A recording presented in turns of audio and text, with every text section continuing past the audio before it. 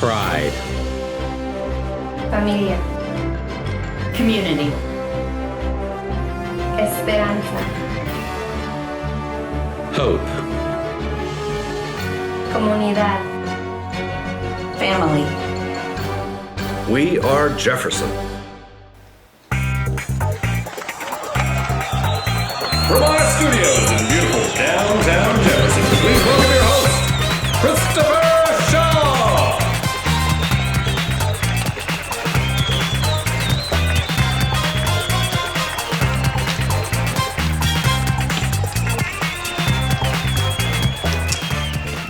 Hello, and welcome back to Jefferson Connected. We have some great things lined up for you today. In a minute, we will be meeting the new media teacher, Rachel Jones, at Jefferson High School. But first, I want to talk to you about king tides. High and low tides are caused by the moon. The moon's gravitational pull generates something called tidal force. During winter, these forces increase and we get king tides.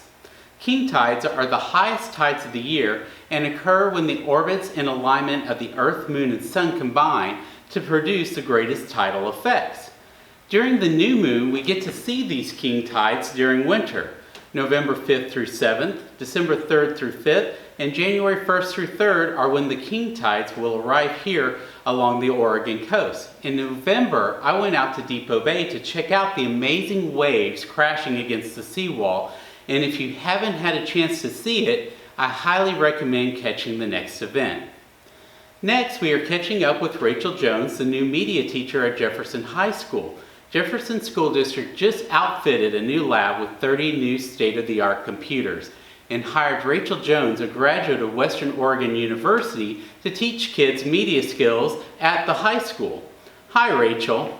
So tell us about what you're teaching students this year. So this year I've started up a digital media and graphics design program where students are going to be exploring a bunch of different Adobe tools like Photoshop and Premiere, where we can explore all the different ways that we use visual design online.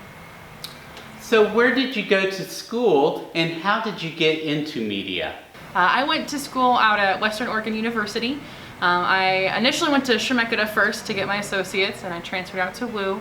I got my bachelor's there in 2019, and I'm working on my master's there right now.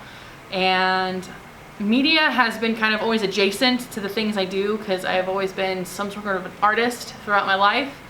I fell into doing social media management in college, and that became like kind of my intro to doing graphic design really in a dedicated form, and that was a really eye-opening way to see how we can manage different editing things. So how long have you lived in this area? I actually have lived here my whole life. I grew up out in Turner on a hay and sheep farm out there, so this area is home to me. I live out in Salem now, but my goal is to come back out here. What are some of your hobbies and interests outside of teaching? I do all kinds of things. I'm constantly rotating hobbies. My biggest one right now is I actually do a lot of digital art in my small business that I run.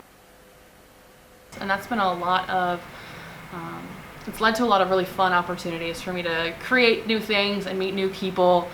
I also do all kinds of art that I can. I play a lot of Animal Crossing and video games.